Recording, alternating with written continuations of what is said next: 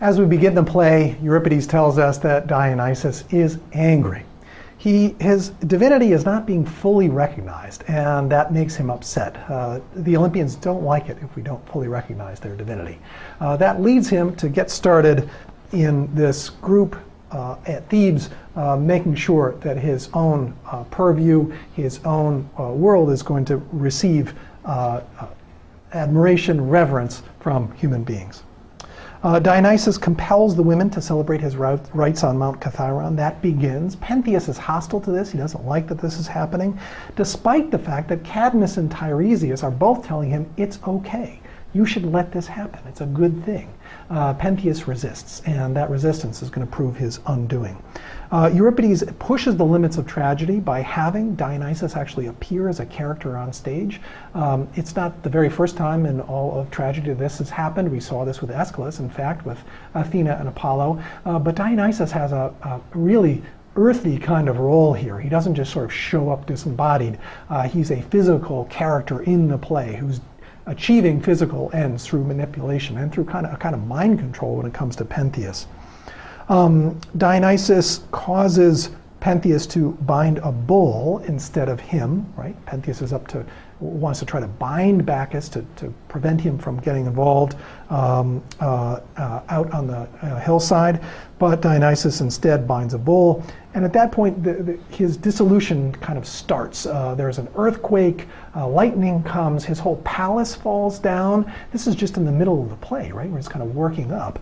And we hear a great conflagration as things collapse. Pentheus is now very much disturbed. He's really unsure what's happening. A messenger comes in and talks about all these women going berserk out on the hillside. And then Dionysus starts his kind of mind control, gets inside of Pentheus's head, convinces him it would be a good idea to change his own gender, to go from being a male to becoming, at least in his outward appearance, a female, and go blend in with those women out on the hillside.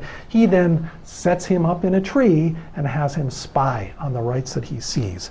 When he does, he goes from being the spyer to being the spyee. He gets seen.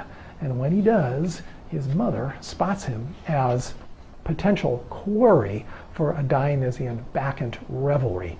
They then grab him, rip his head off as though they have the head of a lion, and tear him up as a living sacrifice in the way Dionysus likes.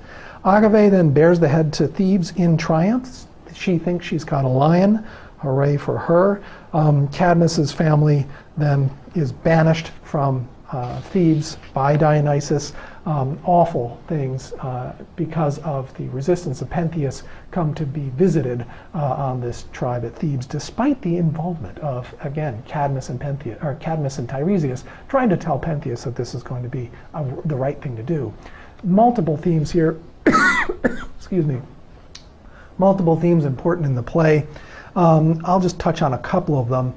First of all, there is a Greek adage that is so famous it's inscribed above the temple at Delphi that says, nothing too much. Don't do anything to too strong of a degree. Pentheus's resistance to Dionysus's worship is characterized here as something too much. Dionysus is resisting too strongly. He sets himself up on a pedestal as though his judgment is better than everyone else around him, even including people like Cadmus and Tiresias. Dionysus then takes this person, Pentheus, who's putting himself up on a pedestal, and kind of does that for him by putting him up on the branches of a tree in front of his own revelers. Now, when those revelers, the Bacchantes, get an eye of this quarry up in a tree, they grab him, pull him down, and rip him apart.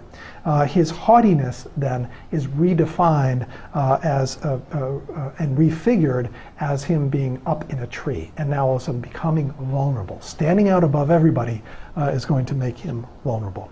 Another theme that's already kind of built into this treatment of the theme of nothing too much is the inversion of hunter and hunted.